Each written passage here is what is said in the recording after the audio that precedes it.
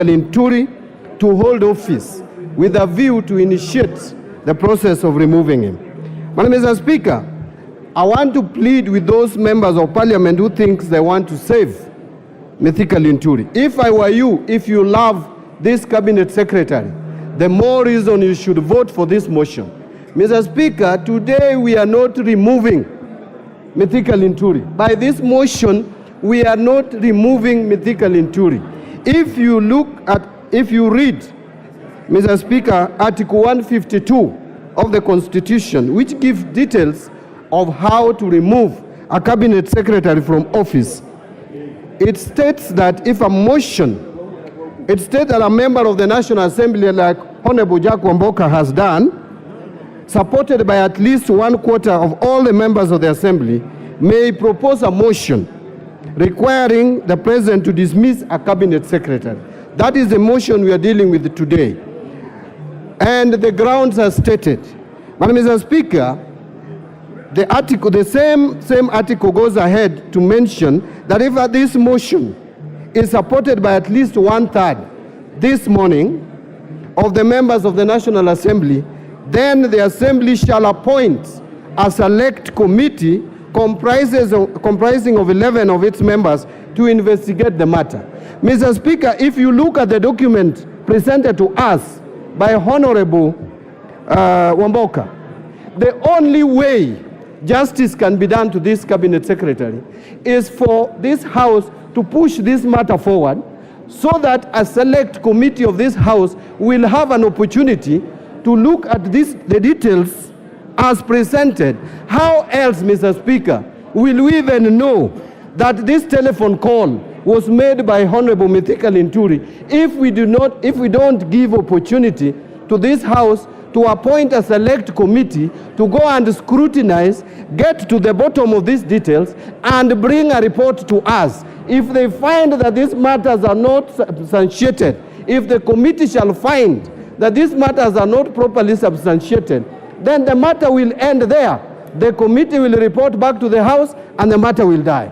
But if the matters will have been found to have been substantiated, then this House will proceed to take another vote, Mr. Speaker, where even before we take the vote, we will present Honorable Mithika Linturi with an opportunity to address this parliament and defend himself.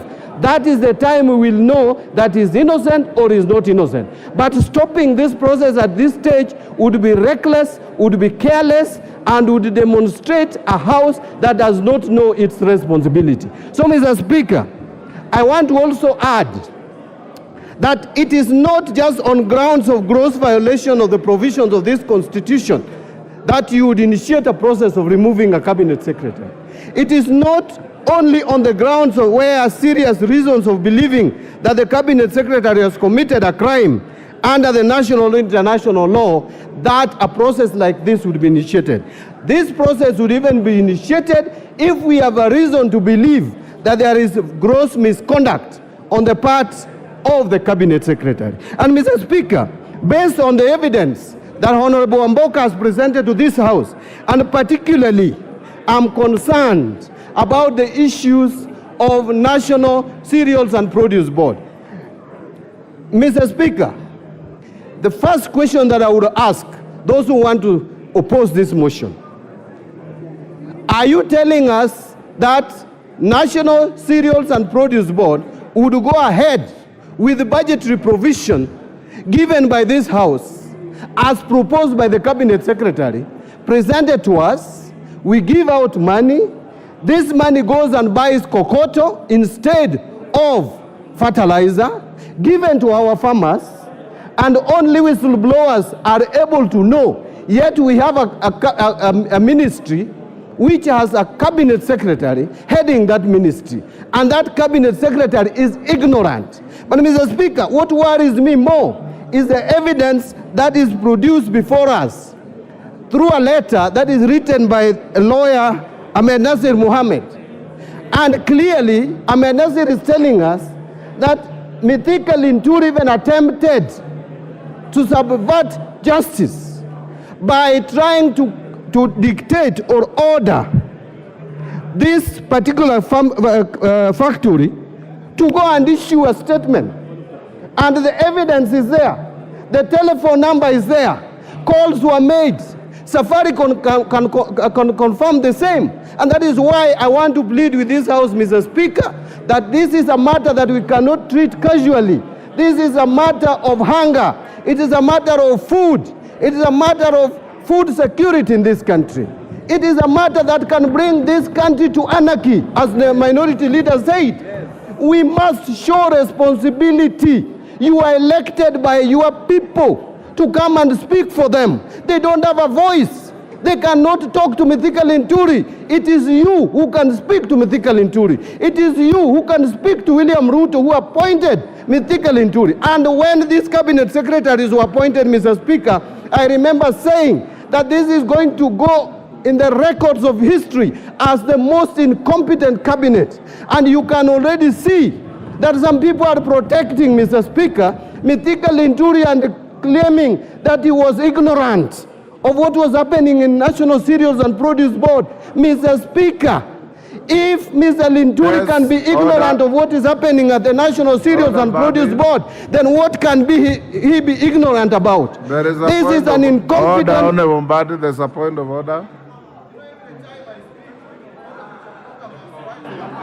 Mr. Speaker, I rise pursuant to Standing Order number 83, as read together with Standing Order number 91, on the accuracy of information that is being provided by my very good friend, the Honorable Mbadi.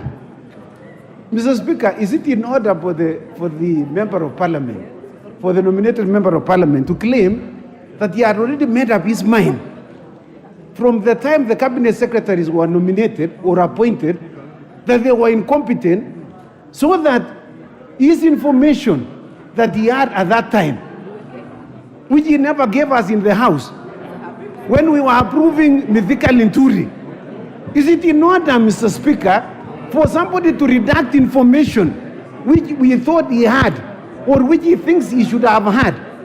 The accuracy of his information, Mr. Chairman, Mr. Speaker, is in fact one thing.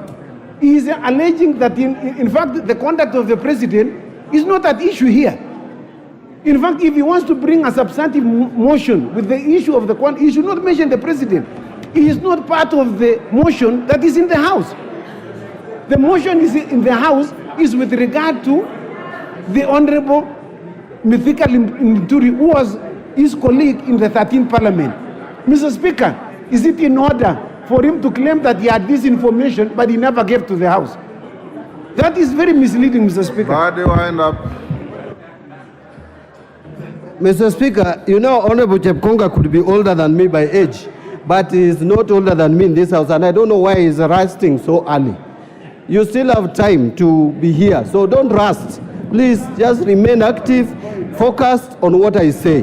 Mr. Speaker, I was reminding the President, we are appealing to the President as the appointing authority. That is what we are doing here.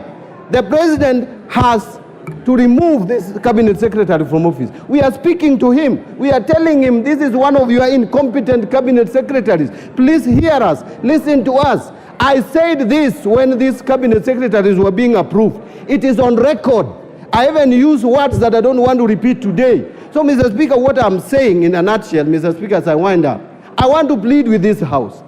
Please allow this motion to go through so that we can appoint a select committee of 11 members to interrogate this matter, look at it into details, look at the evidence adduced, so that if there is no evidence, we will let Linturi continue running the ministry. If there is evidence, let us get him out, get another Kenyan, even if we want a Kenyan from that region where he comes from. There are so many competent Kenyans from that region, that county, that part of the country. Mr. Speaker, I want to plead and persuade, including the majority leader, support this motion so that we can have these matters settled in a professional manner through the committee of this House. Mr. Speaker, I support. Majority Leader. Thank you, Honorable Speaker. I hear my good friend, Honorable John Buddy, asking me to support, and I rise to oppose this motion, Honorable Speaker, by the Honorable Member for Bumula, the Honorable Jack Wanami Wamboka. But allow me, Honorable Speaker, to take this opportunity to thank the Honorable Jack Wamboka for having the courage and fortitude to not only collect signatures and bring this motion, but also to prosecute it. Although he has performed dismally in his prosecution of the motion, Honorable Speaker. Honorable Speaker, I keenly listened to you on Tuesday when you made your communication, Honorable Speaker, on this motion. Honorable Speaker, this House is guided, or rather, as you stated, is a house of rules, and is guided by not just by the standing orders, but also by a constitution. Honorable Speaker, if you read through standing orders 64 to 66 of our standing orders, you will realize that the Honorable Wamboka's motion falls flat and contra our standing orders and also the Constitution, Honorable Speaker. Honorable Speaker, it is also true that matters to do with removal of office of public officers, as you stated in your communication, Honorable Speaker, are largely guided also by precedents and borrows heavily from court rulings and the threshold set in. Honorable Speaker, the famous Wambora cases on the removal of former governor for Embu County speaks volumes. Honorable Speaker, in that case, the Wambora case, one of the things that was made clear is that there must be a very clear nexus between the person being removed from office and the alleged grounds on which that removal is sought. Therefore, the question we ought to ask ourselves, Honorable Speaker, has the mover of this motion, Honorable Jack Wamboka, created or shown us that nexus between the person being removed from office as cabinet secretary and the alleged grounds of removal? And the straight answer, Honorable Speaker, is none. There is completely no nexus between the allegations that the Honorable Jack Wamboka presented in his moving of this motion, Honorable Speaker. And indeed, Honorable Speaker, if you listen to Honorable Jack Wamboka, Honorable Speaker, if you can protect me from the members who are consulting very loudly. Honorable Speaker, I was asking if you can protect me from the loud consultations. Order. Especially here. Order, honorable members. Members on their feet. Your standing orders say only the members speaking should be on their feet. If you are in transit, then transit to where you are going. Go on. Thank you, Honorable Speaker. Honorable Speaker, I was stating that the Honorable Jack Wamboka has completely failed to show us the nexus between the allegations that he was speaking about and the person he seeks to remove from office. Indeed, in his own submission, Honorable Speaker, he has alluded to issues touching on procurement and distribution of fertilizer by the National Cereals and Produce Board. Honorable Speaker, the Honorable Jack Wamboka is not an ordinary member of Parliament. The Honorable Jack Wamboka, and congratulations to him, is a first-time member of Parliament, but also serving as a senior member of this House as the chair of the Public Investments Committee. And therefore he knows, because he oversees these parastatals, some of these parastatals in PIC, that parastatals are semi-autonomous of ministries. And indeed, the State Corporations Act is very clear that ministers, principal secretaries or accounting officers cannot and must never be seen to micromanage parastatals or state corporations. The Honorable Wamboka has failed to show us the nexus between CS Mithika Linturi and the procurement processes or distribution of fertilizers at NCPB. Indeed, Honorable Speaker, he also failed to inform the House that DCI that has been investigating this matter has already preferred charges against arrested and preferred charges which the DPP has consented to for the prosecution of officers that DCI feels might be culpable on the matter of the procurement and distribution of this fertilizer, Honorable Speaker. Therefore, I was waiting, Honorable Speaker, with bated breath for the Honorable Wamboka to show us that nexus. He has failed to do so. And therefore, this motion falls flat on its face, on the face of the Honorable Jack Wamboka. Honorable Speaker, it also lacks any clear precision of the violations of law and the Constitution. And the Honorable Wamboka did not show us any clear violation of any section of the law or indeed of the Constitution by CS Mithika Linturi. Honorable Speaker, look at the probate value. And I think the Honorable Murugara had alluded to it. The Honorable Mbaya had also alluded to the probate value of the issues that the Honorable Jack Wamboka has tabled before the House. Honorable Speaker, he took us through what the Honorable Member for Kilifi North was telling us were not just excerpts from Citizen, NTV, Nation newspapers, Star newspaper, and other media houses. And Honorable Speaker, we have tremendous respect for our media houses because as a fourth estate, they have a duty like we do to oversight government and the executive, Honorable Speaker. And we must allow our media houses to help us to raise issues that are also of concern to the people of Kenya, just like we raise. But media houses cannot be the basis, Honorable Speaker, in line with our own procedures in this House, to adduce evidence before this House. And Honorable Speaker, I dare ask, if we were to prosecute, if we were to impeach CS Mithika Linturi on the basis of newspaper articles, Honorable Speaker, allow me the indulgence, Honorable Speaker, to read a newspaper article that was featured by the Sunday Nation on April 14, 2024. And this article, Honorable Speaker, said that House team boss on extortion spree. And I'm reading this article, Honorable Speaker, so that we may ask ourselves, if I am that House boss being reported here on an extortion spree, would it be fair for us to impeach myself? If that House boss is the Honorable Wamboka, the mover of this motion, how fair would it be for me to move the House to impeach the Honorable Wamboka on the basis of a newspaper article from a gossip column like this one, Honorable Speaker? This article said that the chairman of a powerful committee is on the spot for harassing witnesses that appear before him. Talk of town has landed the chairman calls cabinet secretaries scheduled to appear before his committee and demands huge amounts of money in order to be looked at favorably when they appear. The CSAs were heard complaining that the MP is demanding and asks for money using threats at least 1 week before they appear in his committee. Those who fail to play ball by parting with cash demand are harassed during their appearance and negative reports are given on their manifesto. Honorable Speaker,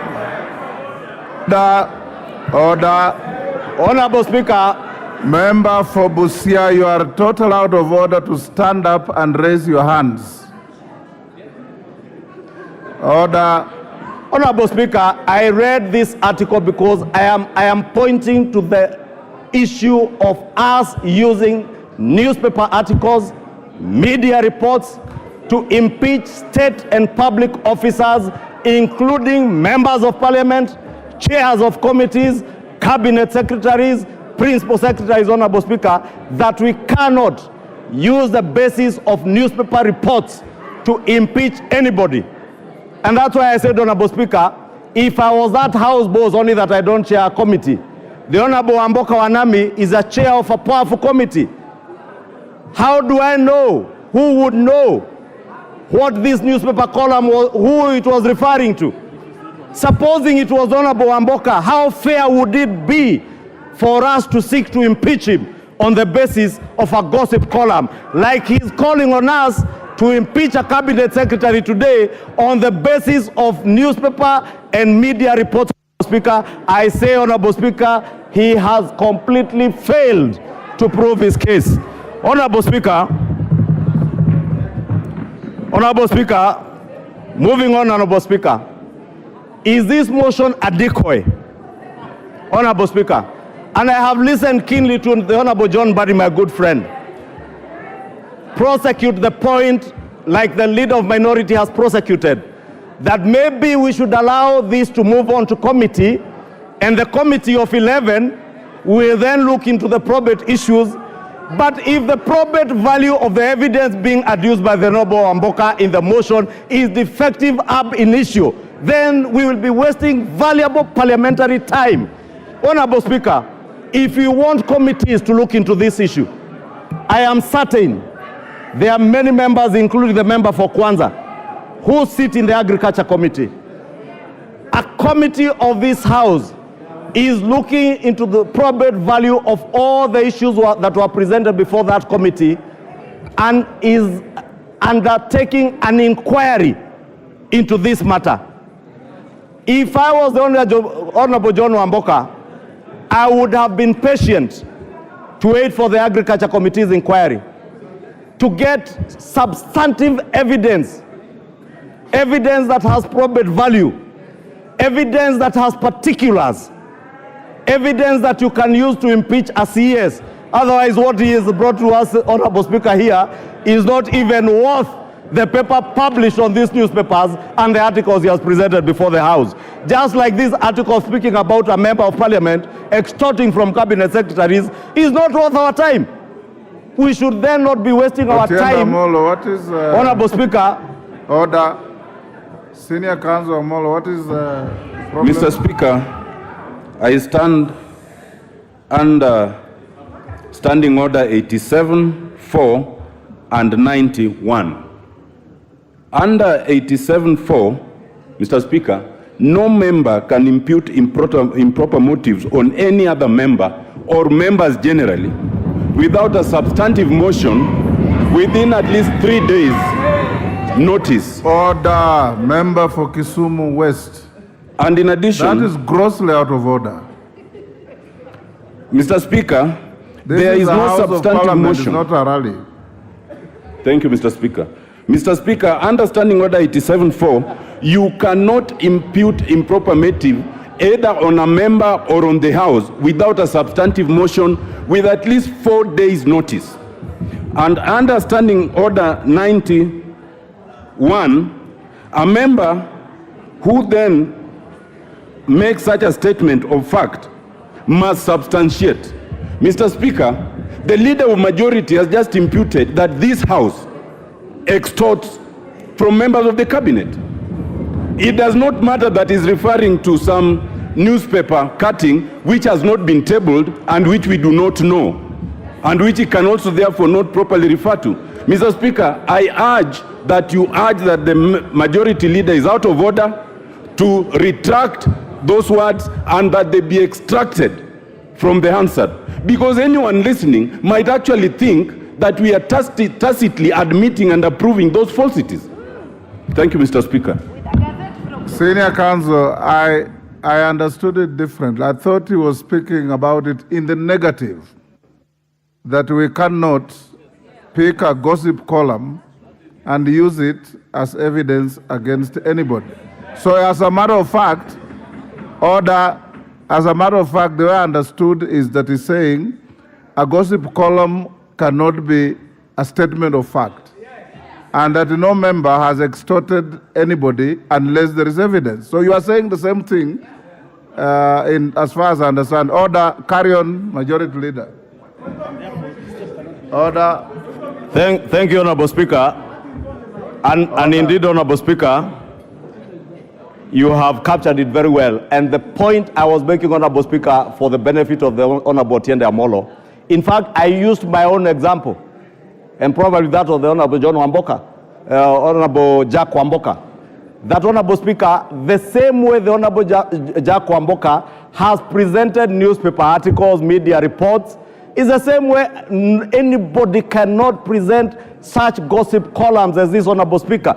And therefore, that's what I was arguing, Honorable Speaker, that there lacks particulars, there is no precision on the gross violation of the Constitution. Jack Wamboka has completely failed to show us that, Honorable Speaker.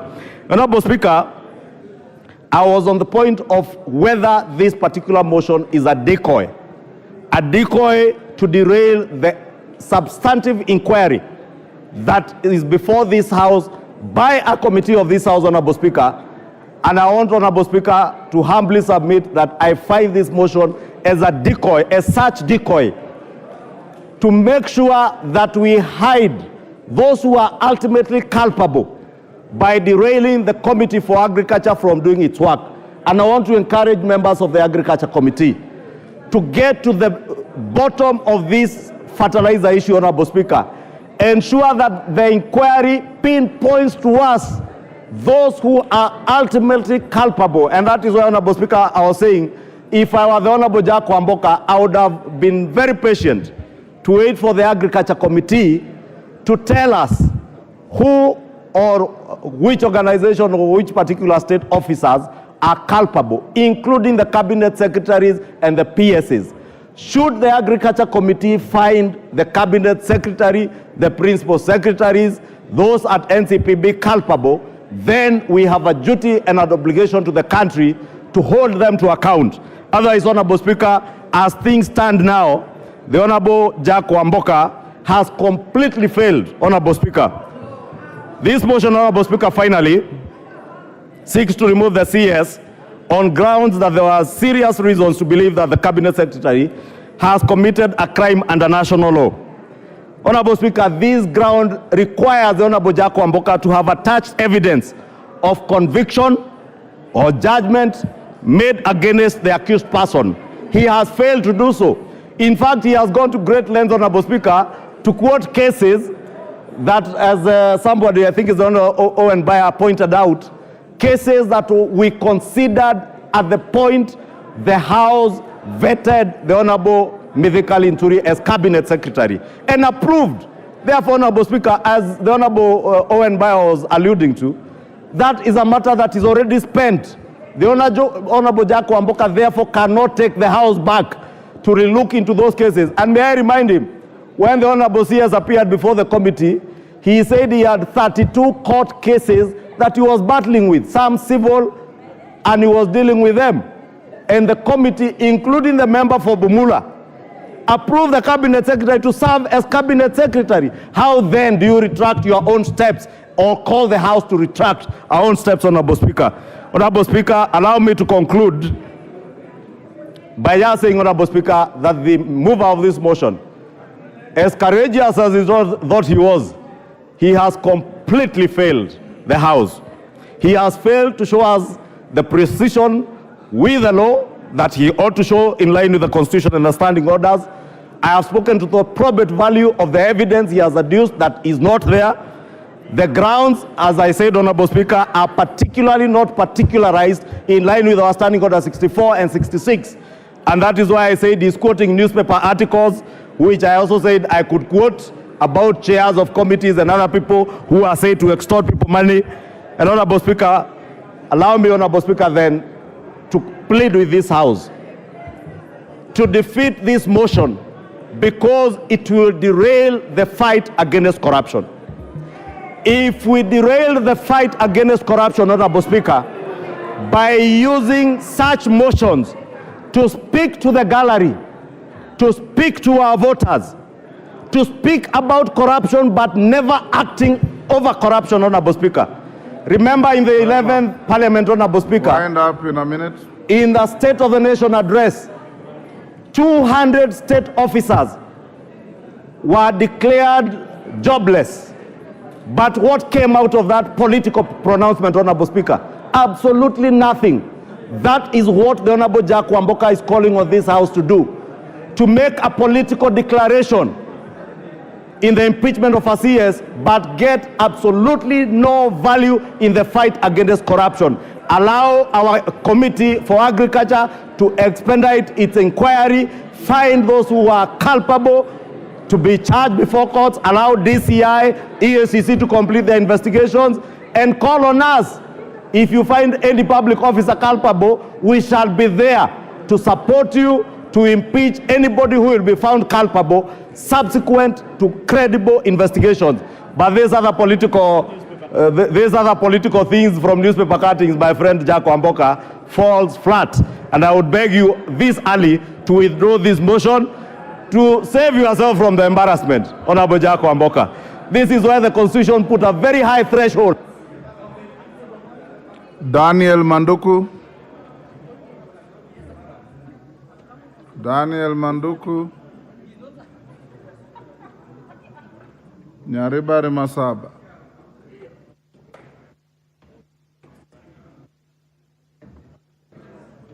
Give him a mic.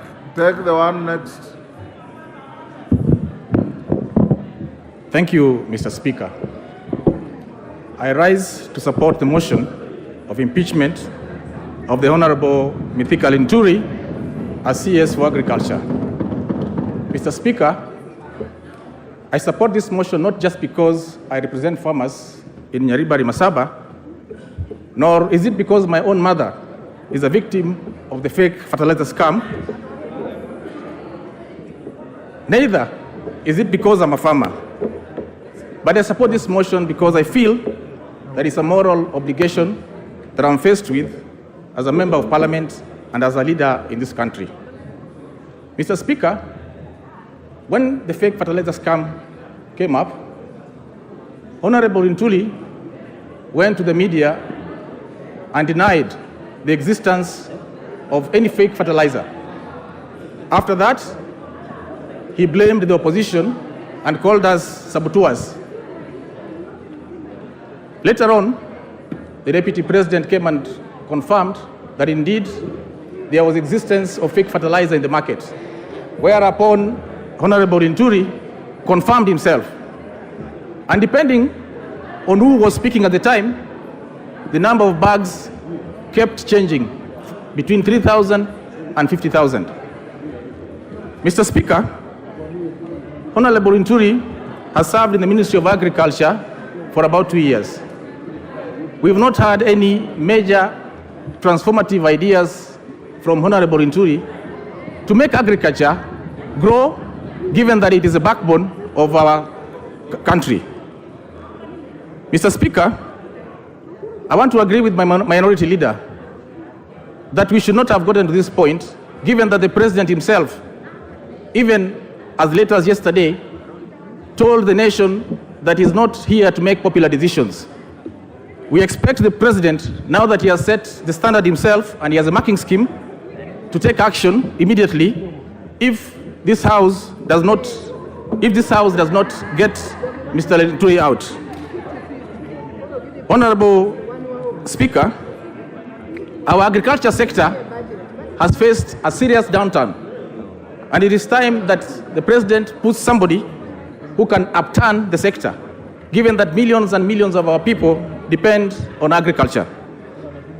Mr. Speaker, looking at the evidence before us today and hearing the submissions by members, it is very obvious that right from the procurement, manufacture, distribution, warehousing, and eventual delivery of the fertilizer, Honorable Linturi's hands and feet are all over these documents. There is sufficient evidence, Honorable Speaker, to send Honorable Linturi home. My plea to my friends, especially members of Parliament from areas that practice agriculture, is to put aside our party positions and look at this as a critical national agenda and support the removal of Honorable Mithika Linturi as CS for Agriculture on the basis of his incompetence and lack of collective responsibility. Mr. Speaker, if the President wants to know the real saboteur in his cabinet, he should point at Honorable Mithika Linturi. Our farmers, if you get a low yield this year or your crop fails, point at the face of Honorable Mithika Linturi. To our children who are watching TV today, if your teacher asks you what the definition of incompetence is, tell him it is Honorable Mithika Linturi. Thank you, Mr. Speaker. I'm giving you Rahim Daud. He has been ranked the worst performing just now. Thank you, Mr. Speaker. Mr. Speaker, I oppose this motion. Mr. Speaker, the mover of this motion, Honorable Wamboka, has said very, very passionately and emotionally that he is for the farmers. Mr. Speaker, we are all for the farmers. The whole house is for the farmers. Mr. Speaker, he should lay the blame where it is and not at the feet of the Honorable CS. Mr. Speaker, on our order paper, page 508, he says serious reasons for believing that the Cabinet Secretary has committed a crime under national law. We go to the second one, B, where he says he faces criminal proceedings in relation to 6 pending civil, commercial and family suits. Mr. Speaker, what has his family suits got to do with it, or civil suits? Mr. Speaker, when we were approving, because I was in the appointments committee where we did with Honorable Opio Wandai and the others, and the minority whip, a majority leader, deputy majority leader, we did the vetting of the CS. And yes, he did say, yeah, he had those cases. But Mr. Speaker, those cases are in a court of law. So is he now bringing other things which are not related to fertilizer in his pleadings? Mr. Speaker, I think that is completely wrong. Secondly, Mr. Speaker, on the same page, he says that the Cabinet Secretary supplied misleading information. That one is in 1E, where 51 Capital Africa was given a contract which was signed by NCPB in the year 2022, when Honorable Mithika Linturi was not even the CS.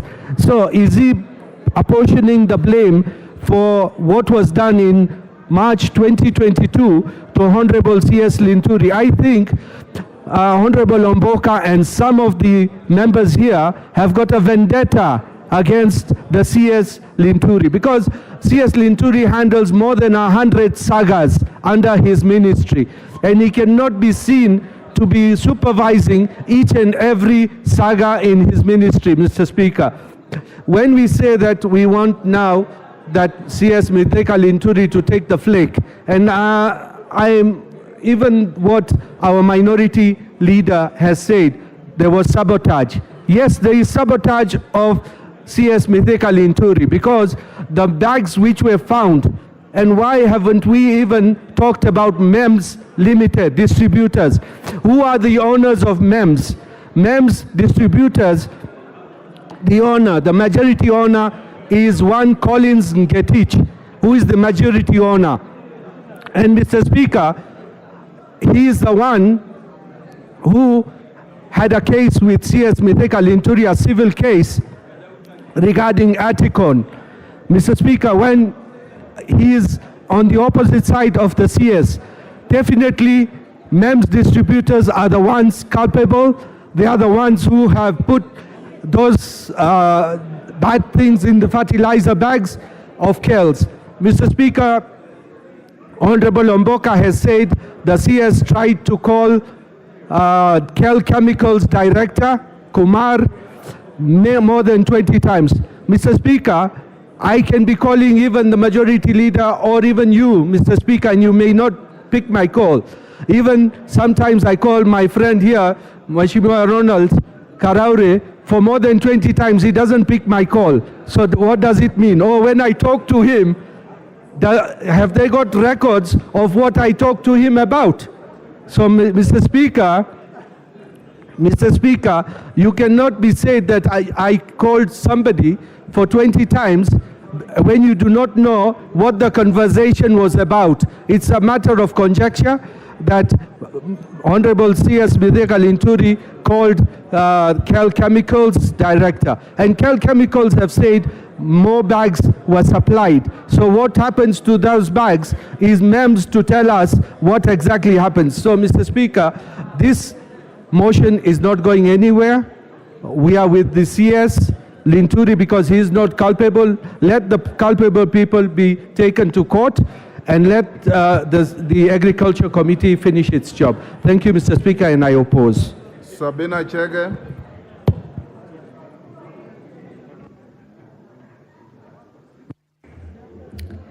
Thank you, Mr. Speaker, for giving me an opportunity to speak on this.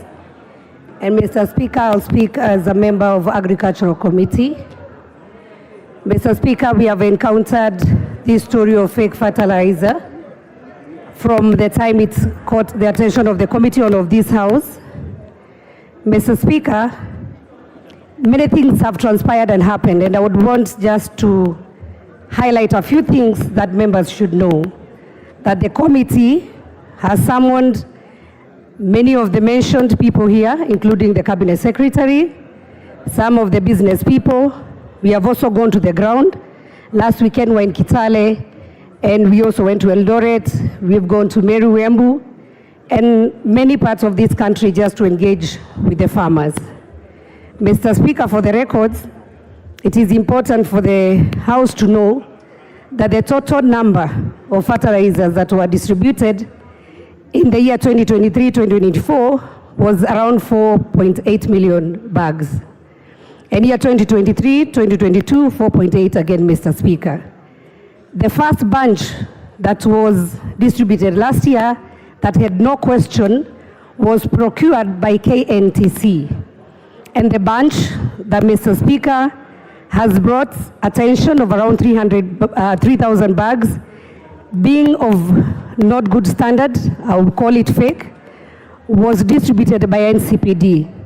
Mr. Speaker, NCPD is a parastatal that is ran by a CEO and is also ran by a board. And Mr. Speaker, when we were following this as a committee, how, Mr. Speaker, do we get a manufacturer by name MEMS being given a contract to distribute fertilizer that he had not produced before, approaches a company called Kel Chemicals and requests them to produce Kel Green, and the formula given, Kel Green goes to KEBS and also gets the approval. Mr. Speaker, after Kel Green gets the approval, they do the first 50,000 bags that were of good qualities. And when you spoke to the farmers were happy.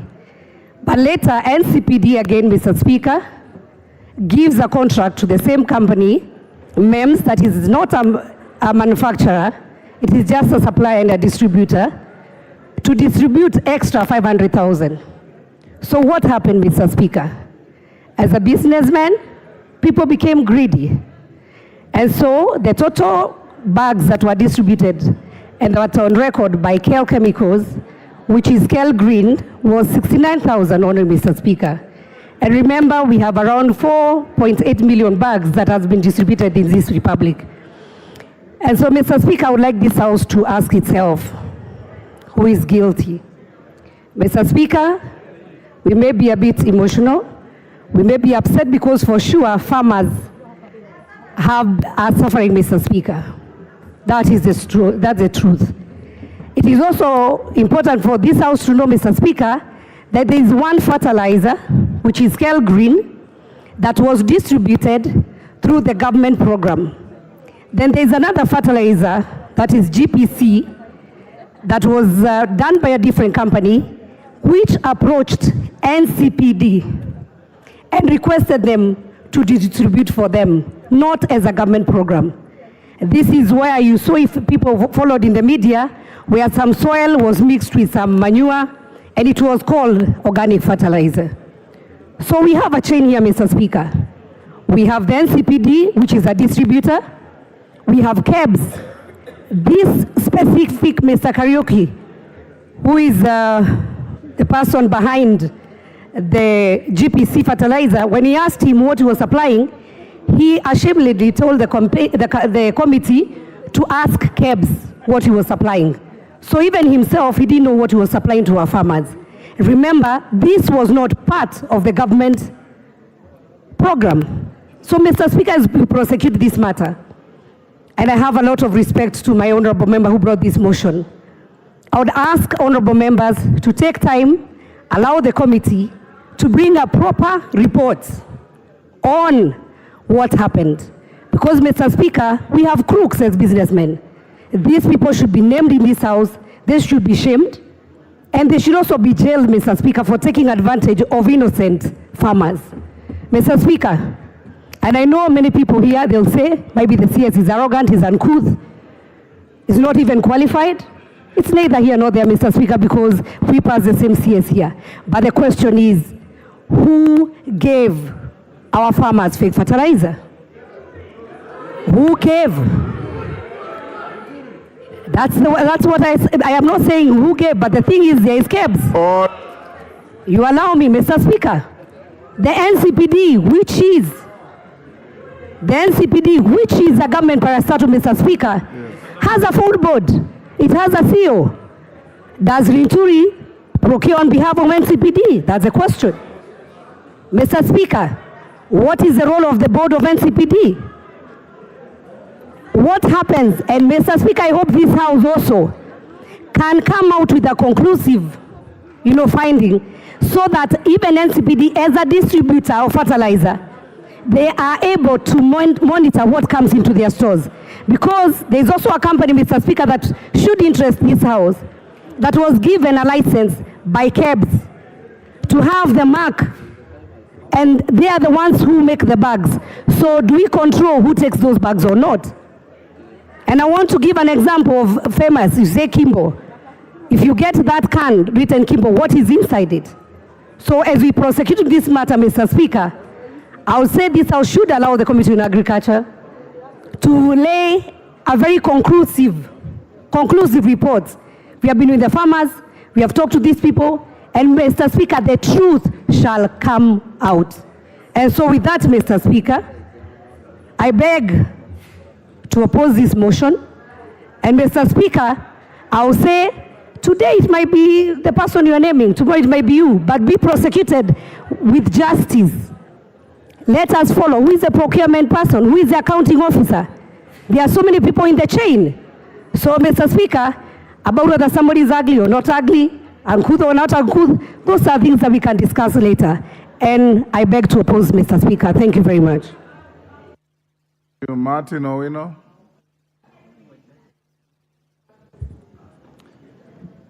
Thank you, Mr. Speaker. From the onset, I support this motion. Mr. Speaker, it's very clear that through... Order, Honorable Wandahi. You cannot do that in the House. You are a very senior member. Mr. Speaker, I'm not appealing to my colleagues, but I want them to stand for farmers. Anybody, including farmers in Dewa, anybody who is trying to mess up with farmers does not have our back as a parliament. And we have to stand to be counted. Mr. Speaker, it's clear that violation of Article 2 and 10, 1C, which talks of of policies that drives for procurement and distribution, points to the values and principles of a CS in office. And that is what has brought us to this mess. Violation of Article 46, which talks of infringing on customers' rights, lack of public participation, and protection of health and safety, does the same thing.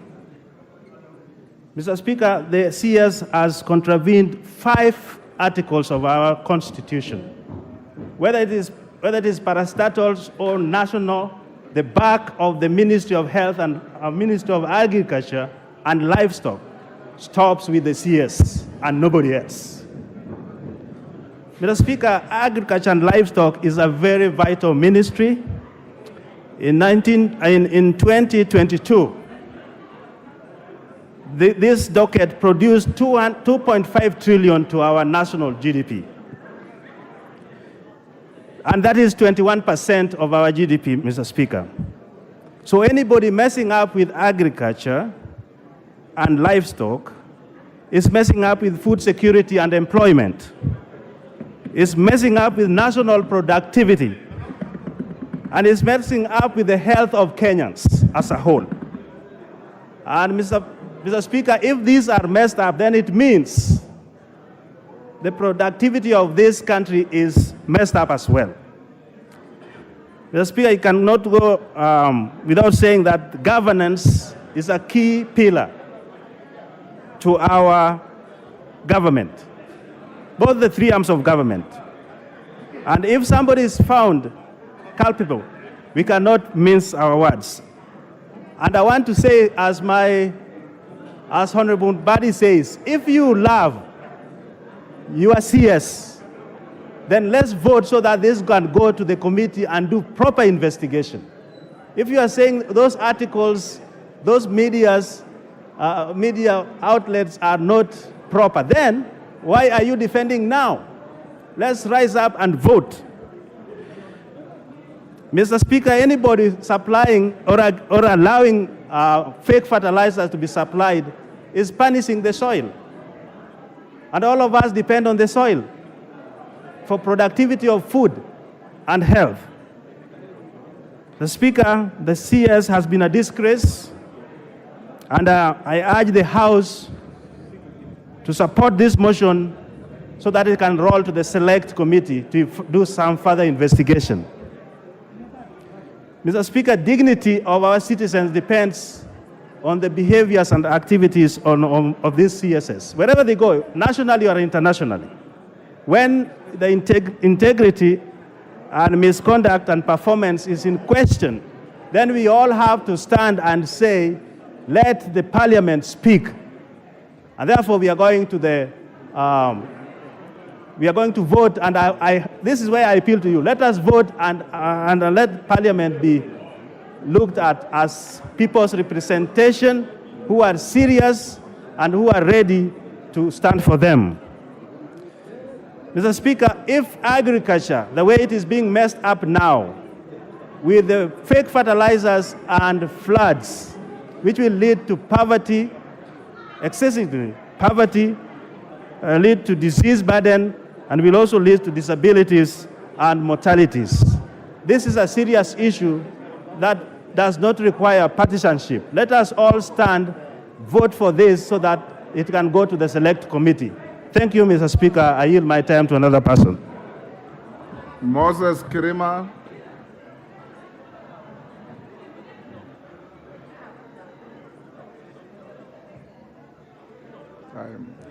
Thank you, Mr. Speaker, for giving me this opportunity to contribute to this very important motion as pertains to the impeachment of the Cabinet Minister.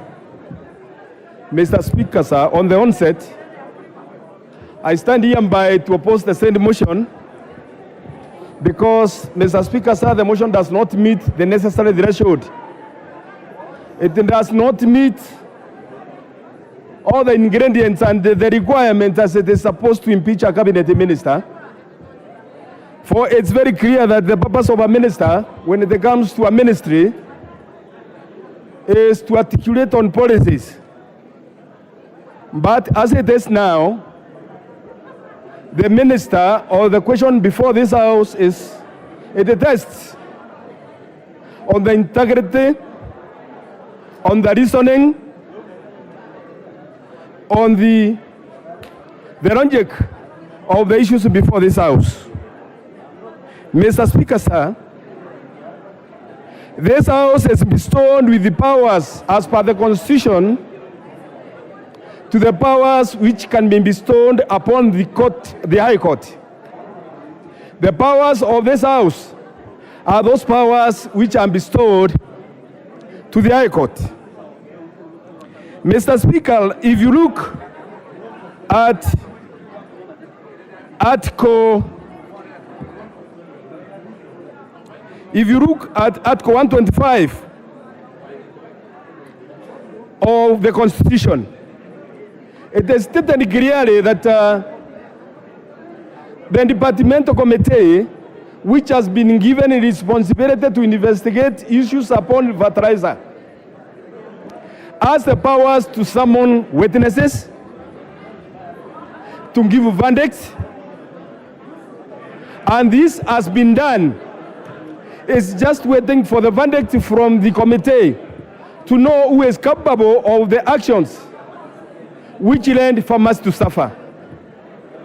By launching the minister, or by just impeaching the Minister of Agriculture, does not disinherit the committee, nor does not allow the committee to conclude its investigation as is supposed.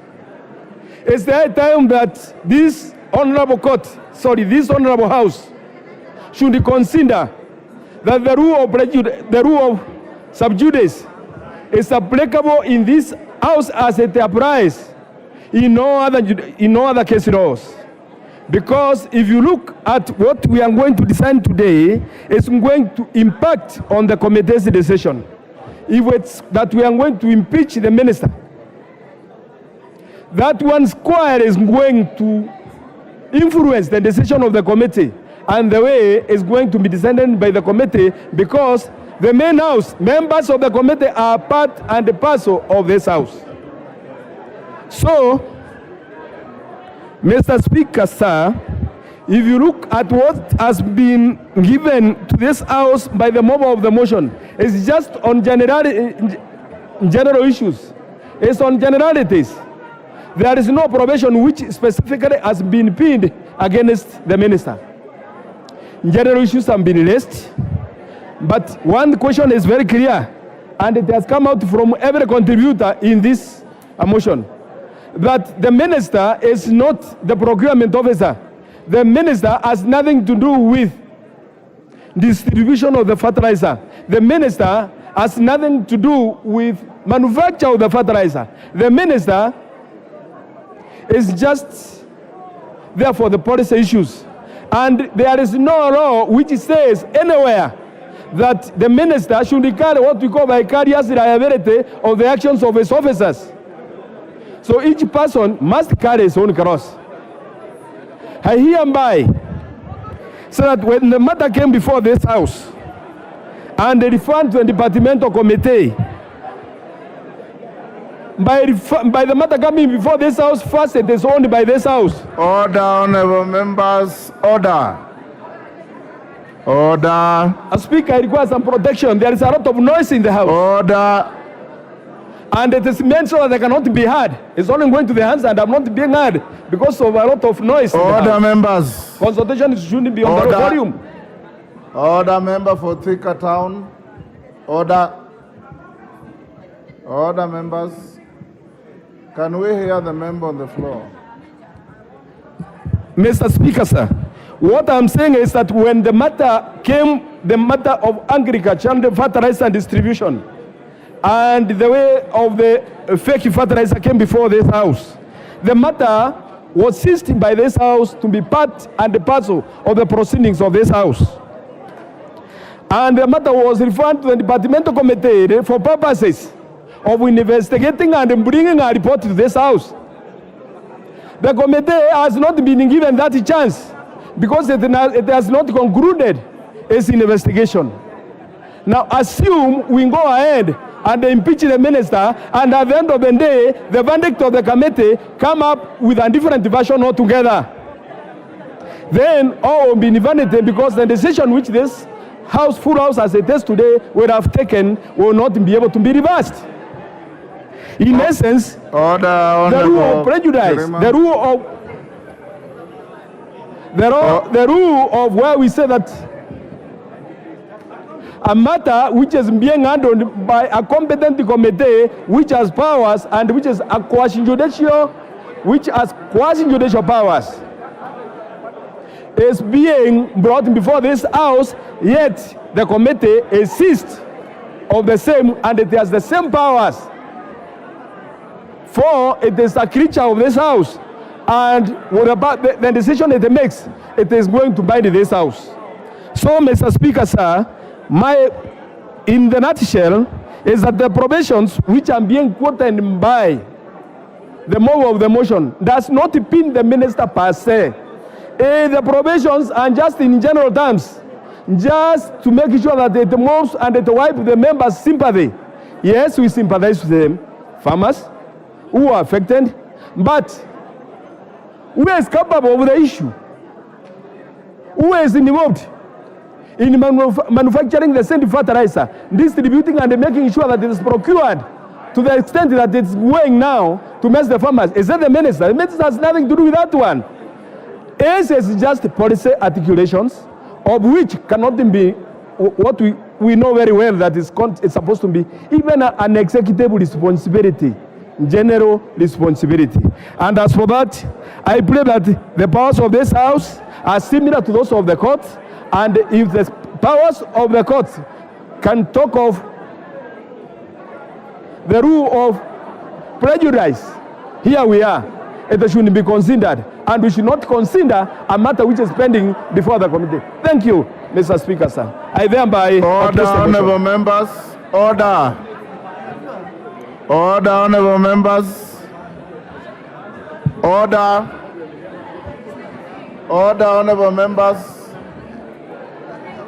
Order.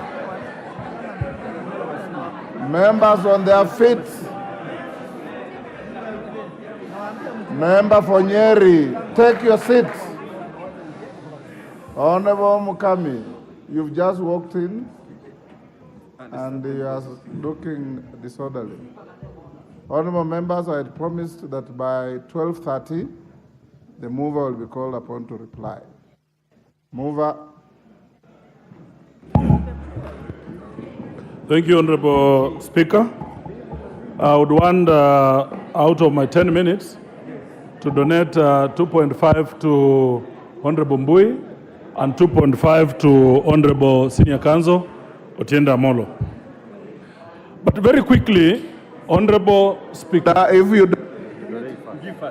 Okay. Thank you, Mr. Speaker. Members, I want you to note that whatever we are doing here, all Kenyan farmers have left their farms and they are watching us. And Kenyan farmers have already been disgruntled, Mr. Speaker. There are some farmers who bought fertilizer, and when they took it to their farms, their crop is failing.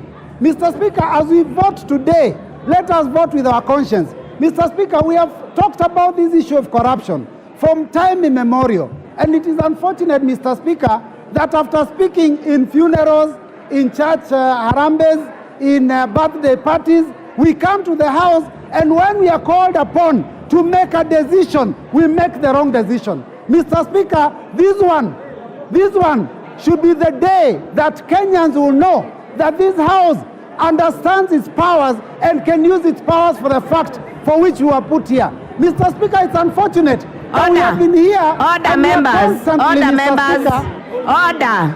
Order, members. Member for Keharo, break the Kamukonji. Order, members.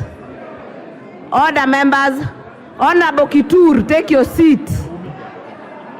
Members, order. We'll hear Honorable Mbui. Mbui, continue. Yeah, thank you, Mr. Speaker. Madam Speaker, sorry. Madam Speaker, you see, what we are dealing with here is a major issue. And it is unfortunate, Madam Speaker, when you see members, they don't want to listen and they're already discussing their issues. Madam Speaker, it's unfortunate. We fought corruption from time immemorial. Today we have an opportunity to cast a vote that is going to tell Kenyans on whose side we are. Are we on the side of the people that are making phone calls in the night, Mr. Speaker, or are we on the side of the farmer, of the Kenyan that brought you to this house? Kenyans, watch your member of parliament and how they vote. Those that vote against this bill are people that must go home. 2027 is coming. You will go home if you vote against this bill. Let us vote in support of Kenyans. Thank you, Madam Speaker.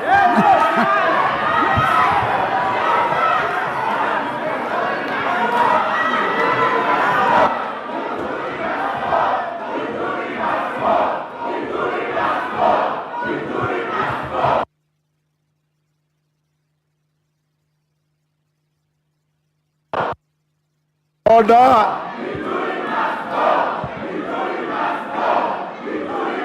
Order. Order. Order. Order.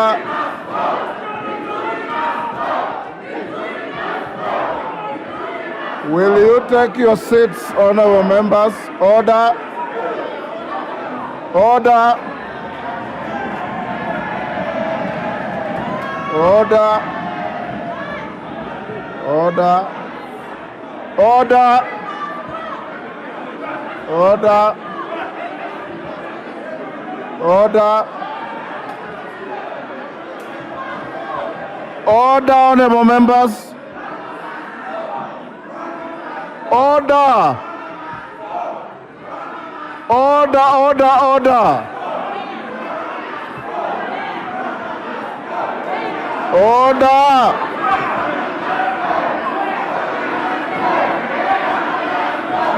Order. Order. Order, members. Order. Order. Order, honorable members. Order. Order. Order. Order. Order. Order, members. Order. Take your seats, members. Will you take your seats? Order. Order, members. Order. Order. Order. Will you take your seats, members?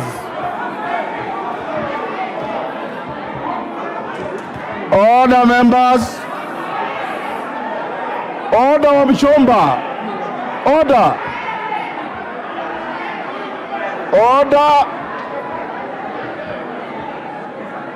Order, members. Order. Order, members. Order. Order. Order. Order, members. Order. Order, members. Will you take your seats, members? Order. Order, members. Honorable, take your seat, Honorable Senior Counsel. Order, honorable members. Member for Muranga. Member for Githunguri. You are inviting the chair to exclude you from the House if you continue this rowdy behavior. You are supposed to be honorable members, and you carry honor to this House for the people who elected you, not by shouting. Kofi Annan always said, I have a soft voice with a strong, powerful message. What I'm seeing happening, and some members, like member for Githunguri, member for Kisumu West, if you continue this rowdy behavior, women rep for Busia, in fact, I have always operated under an illusion that our female colleagues carry greater levels of decency than the male ones. Today, it appears to be the total opposite.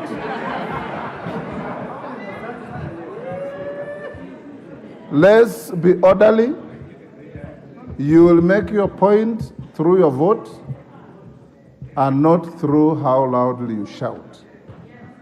Your own children out there are watching you live. Your husbands are watching you live.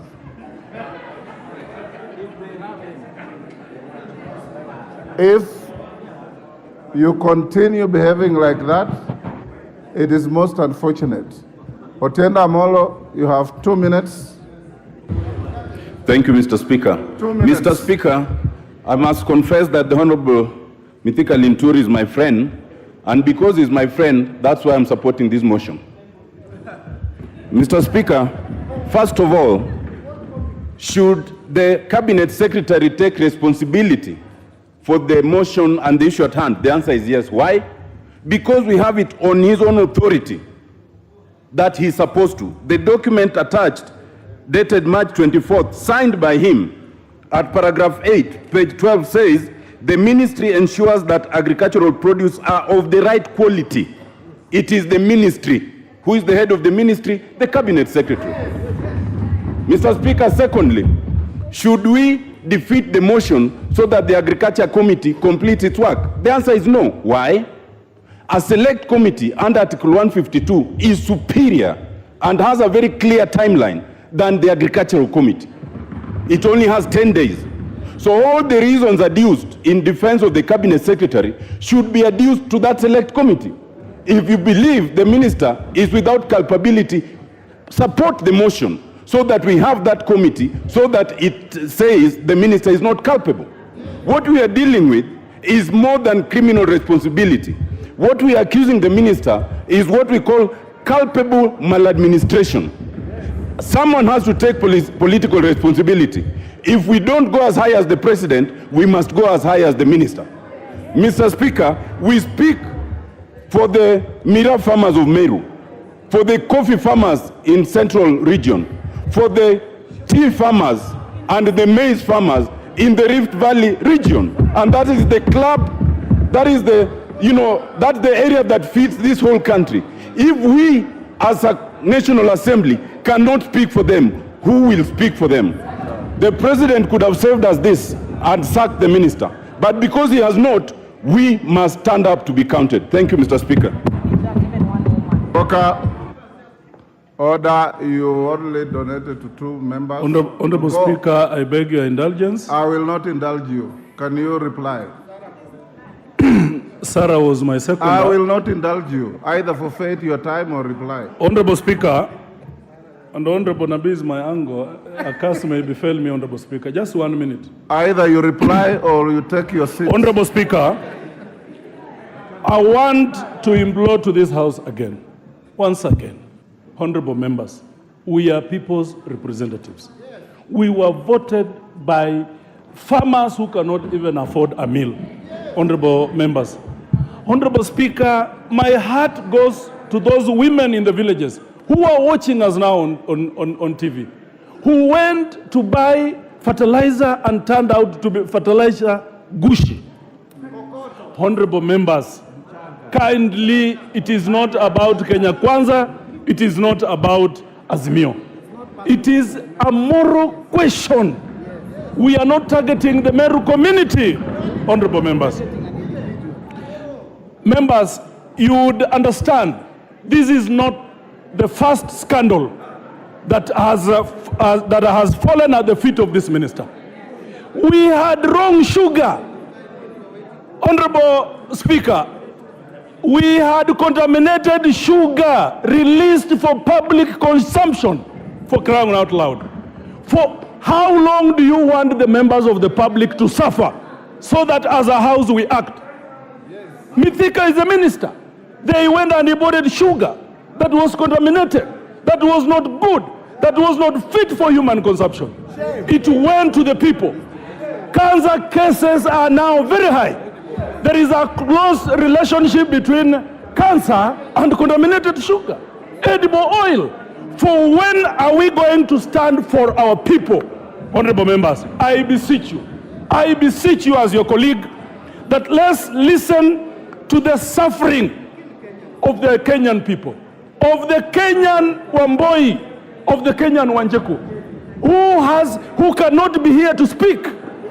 Please, for once, let's listen to them. It is not about parties. It is not, and I insist, it is not. Now, Honorable Speaker,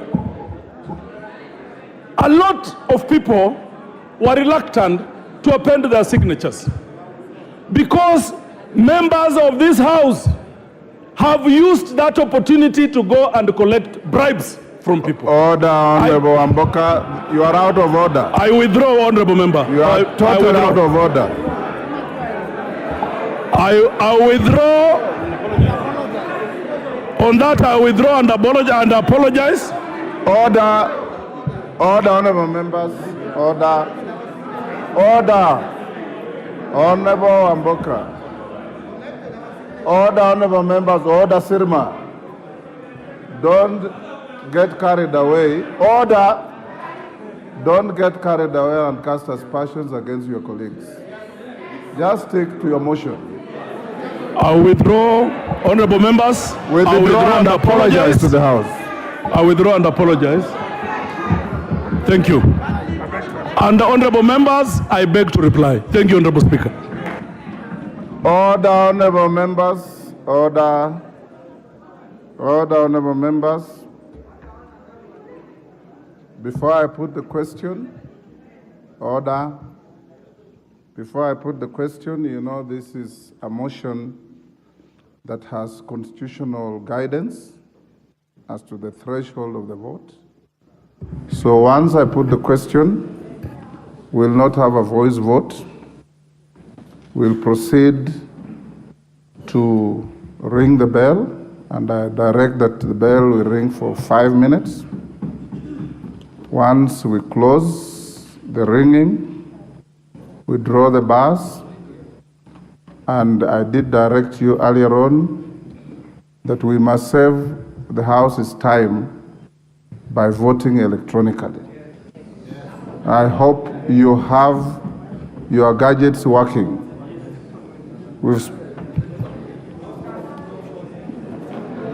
Order, honorable members. Now I'll put the question, and you have your order paper. I will not read the particularized charges. I'll only read the main charges.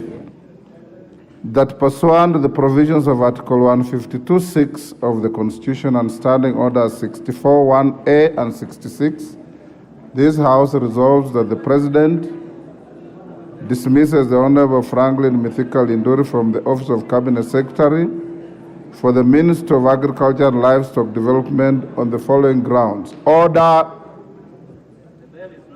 Order.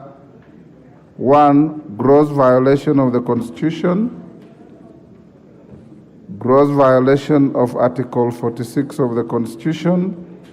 Gross violation of Article 73 of the Constitution. Gross violation of Article 201 of the Constitution. Gross violation of Article 232 of the Constitution. Serious reasons for believing that the Cabinet Secretary has committed a crime under national law. A. Serious reasons for believing the Cabinet Secretary has committed a crime under Sections 100 and 101 of the Penal Code, Cap 63. Serious reasons for believing the Cabinet Secretary has committed a crime under Sections 353 and 355 of the Penal Code, Cap 63. Gross misconduct, which is that the Minister has failed to exercise public trust in the best interest of the people of Kenya, and this amounts to gross misconduct, contrary to Section 8 of the Leadership and Integrity Act, Cap 185C, has failed in the performance of his duties to the best of his ability to carry out the duties of the office efficiently and honestly, and to carry out the duties in a transparent and accountable manner, and this amounts to gross misconduct, contrary to Section 10A and B of the Leadership and Integrity Act, Cap 185C, has failed to demonstrate professionalism in carrying out duties of the office in a manner that maintains public confidence in the integrity of the office, and this amounts to gross misconduct, contrary to Section 11A of the Leadership and Integrity Act, Cap 185C, misled the public by submitting false information to a departmental committee of the National Assembly that GPC diatomaceous was distributed as a soil conditioner and not as a fertilizer, and this amounts to gross misconduct, contrary to Section 29 of the Leadership and Integrity Act, Cap 185C. Will you now, Sergeant, ring the bell for 5 minutes?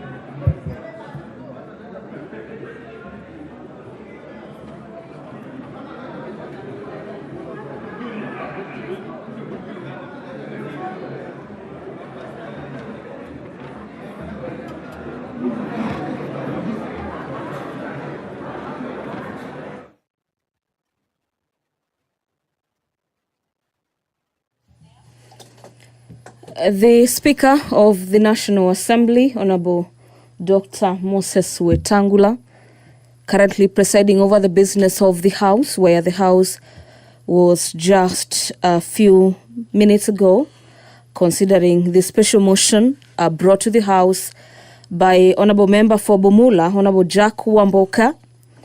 The special motion pertains the dismissal of Honorable Mithika Linturi as a Cabinet Secretary for Agriculture, Livestock and Development. And the Speaker has just directed the Sergeant-at-Arms to ring the quorum bell for 5 minutes, after which members will be voting in regards to whether the House will be forming a special select committee to consider the matter. This is a motion that has elicited mixed reactions from members this morning. Some in support of the motion, saying the buck stops with the Cabinet Secretary and that there's need for the country and for the Parliament to protect the country's food basket and the farmers at large.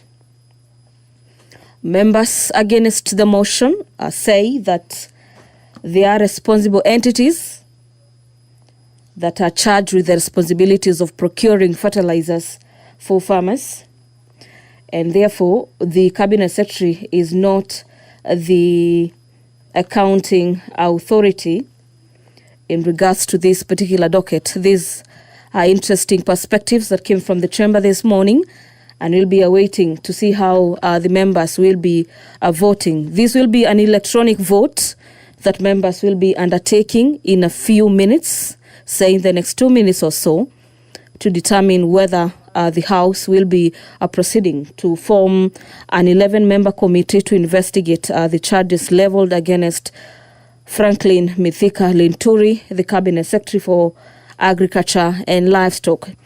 In the motion by the member for Bumula, the member has listed a couple of grounds for removal. Among them, a gross violation of the Constitution.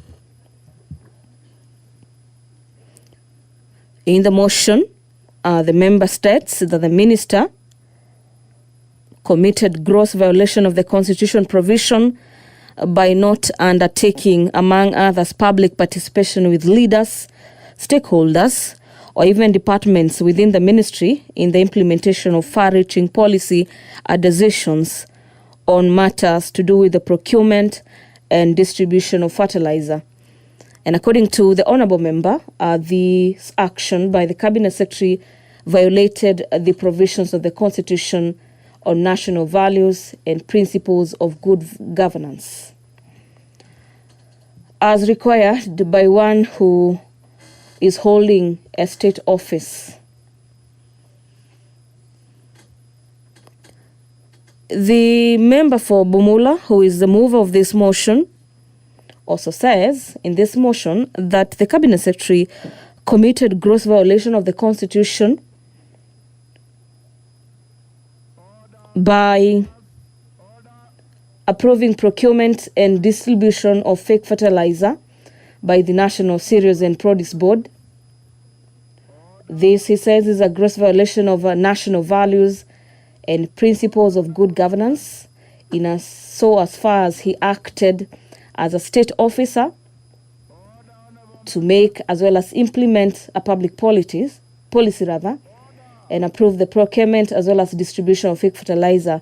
And this is contrary to Article 10, subsection 1B of the Constitution. Members of the Take your seats, members. Order. Take your seat. Order, honorable members. Order. Take your seats. Order. Order, members. Member for Kericho, take your seat. Order, members, take your seats. Honorable Bashir, take your seat. Order. Order, honorable members. Take your seats and keep your silence.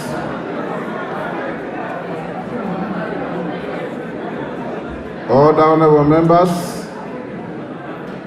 Take your seats.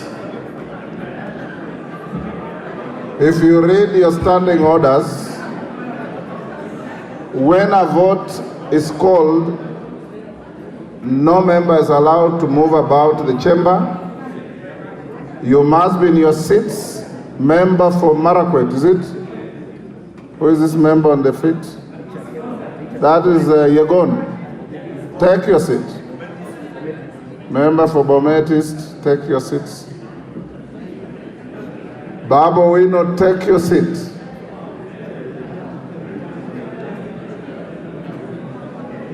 Members, in your induction, I'm sure you remember you were told during voting time, no member is allowed to walk about the chamber. Members must maintain silence until we have finished the vote and the results of the vote announced. I'll now direct the clerk to test the gadgets for electronic voting. After they confirm that we're okay with that, then you'll be advised to log in. Can we now have the bars drawn? Any member who is out once you draw the bar will not be allowed in. Doors locked.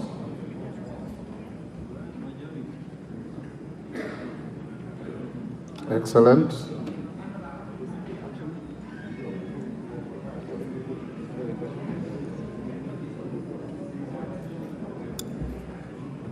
Clerk, are the gadgets working?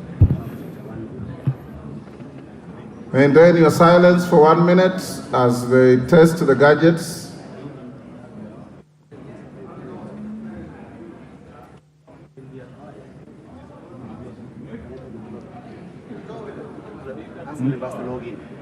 Okay, members, log in.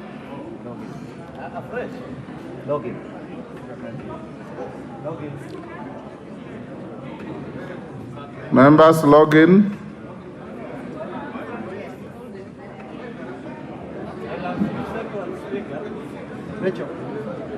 Rachel, check there.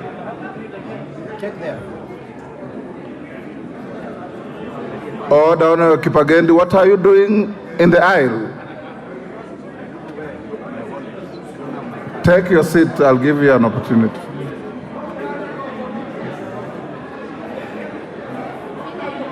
Members, have you logged in?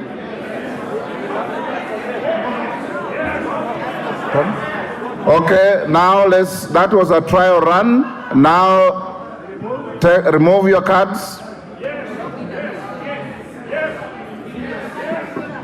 Log in. There are 3 votes, yes, no, and abstention. Members, you may now proceed to vote. Hold on. 60 seconds. Yes. You log in for 60 seconds. Order, honorable members, can you pull your gadgets again? When you log in, you hold for 60 seconds. Then the equipment will be automatically activated for you to vote. So once you log in, you wait to be told to vote. Okay, log in now.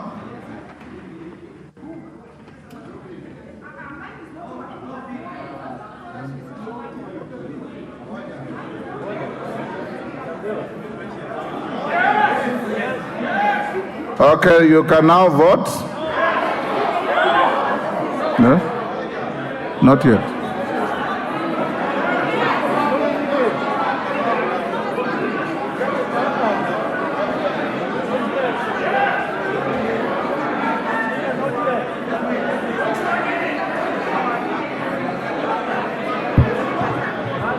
Is it malfunctioning?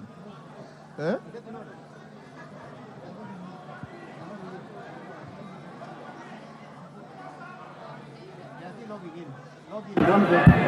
Order, honorable members. Order, honorable members. What appears to be happening is when I'm instructing the House to log in, some of you are taking inordinately long to do so. So by the time the 6 seconds are over, some of you start logging in again. Let's synchronize our conduct now. Take out your cards.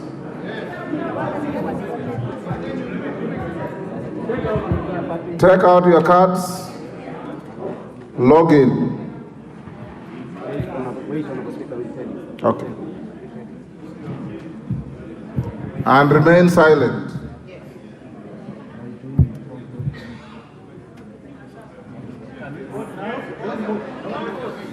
Don't vote until you are told to do so.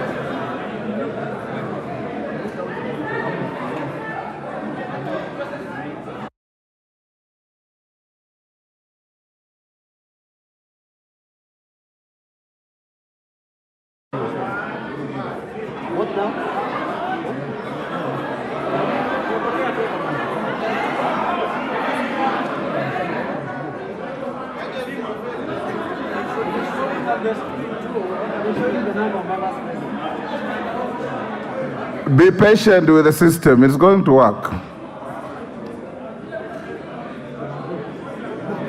Vote now.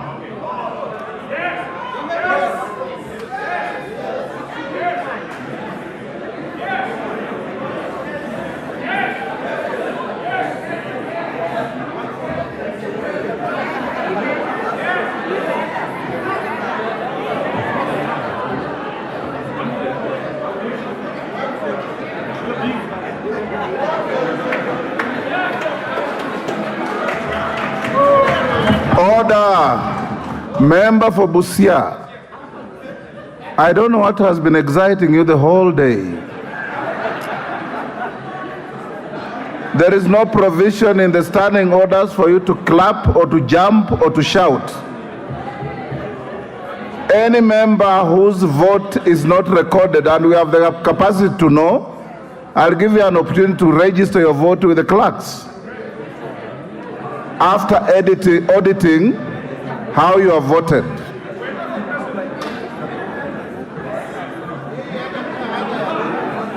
Order.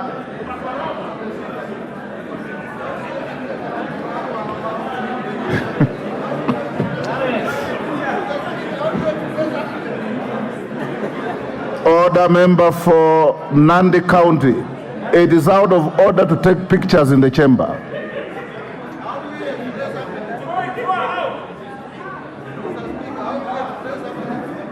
Order.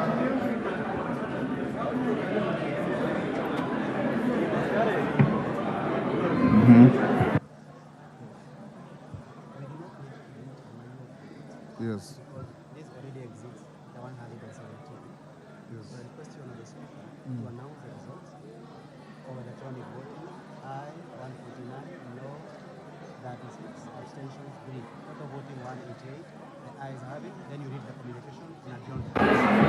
Order, honorable members, order. It doesn't matter. Take your seat. Order, honorable members. Order. Order, honorable members. I know there could be members whose gadget may have malfunctioned. This is a vote that has a critical threshold. Once we have reached the threshold, it matters not whether you voted or not, because that's what it is. Now the results of the electronic voting is as follows. Order, Honorable Mbadi, you are lucky the bars are drawn. You would have walked out. The results of the vote are as follows. Ayes 149. Order. The noes 36. Abstentions 3. The threshold required to carry the vote is 117. So the vote is carried. The ayes have it. Order. Take your seats. Order. Order. Order, honorable members. Honorable members, I have a short communication. Following the resolution of the special motion, order. Order, honorable members. Following the resolution of the special motion under order number 13 relating the removal of Honorable Franklin Mithika Linturi from the office of the Cabinet Secretary for Agriculture and Livestock Development pursuant to Article 152(6) of the Constitution, I wish to guide the House on the next process as envisaged in the Constitution and our standing orders. Honorable members, Article 152(7) of the Constitution requires that, and I quote, if a motion under Clause 6 is supported by at least 1/3 of the members of the National Assembly, the Assembly shall appoint a select committee comprising 11 of its members to investigate the matter, and the select committee shall within 10 days report to the Assembly whether it finds the allegations against the Cabinet Secretary to be substantiated. As you can see, honorable members, the Constitution is unequivocal in the procedure to be followed after a decision is made by the House at each stage of the process. The next step to be taken, therefore, is the appointment of members to a select committee to investigate the matter. Honorable members, in this regard, I hereby direct that the parliamentary parties in the House expeditiously nominate members to serve in the select committee and submit the names to the office of the Speaker for onward transmission to the Committee on Selection. Thereafter, the Committee on Selection ought to expedite its consideration of the names and bring the relevant motion to the House for approval so as to commence consideration of this matter. For clarity, and in line with the communication issued on Wednesday, 25th October 2023, relating to the leadership in the House, membership to the Select Committee will be distributed as follows. The Majority Party, 6. The Minority Party, 4. Jubilee Party, 1. In nominating the members, parties are to ensure that the nominees to the committee reflect the diversity of the House, including regional and gender considerations. I hasten to remind the House that the process envisaged under Article 152(7) is quasi-judicial in nature. The process is an important component of the accountability and oversight frameworks provided in the Constitution and requires not only diligence and conscientious but also greater thresholds of impartiality, fairness, integrity, and independence in the performance of this function. Order. In conclusion, honorable members, it should be noted, as stated above, that the Constitution requires the Select Committee to conduct investigations and report back within 10 days. In this regard, the parties should provide to me the names of their nominees not later than today, Thursday, 2nd May 2024, and to be precise, I need those names before 1:45. Thereafter, the House will sit to consider the nominees to the Select Committee during the afternoon sitting. The committee selected is not the committee of the Speaker or the majority or minority leaders, is the committee of the House. So the names once brought, we will subject them to a vote by the House, and thereafter we'll give further direction to the committee on how they'll conduct the matter.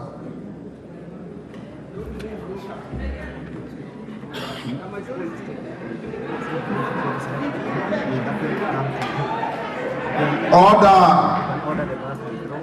The bars can now be withdrawn. Order clarification. Once the names come to Mr. Speaker, they will not be routed through selections committee. That was a mistake in the communication. Once they get to the Speaker, I'll then instruct the clerk to include them in the afternoon order paper, whereafter we'll come, and I'll limit that motion to the majority leader moving, the minority leader seconding, so that we can save time and move to other businesses that are pending. You may now be upstanding.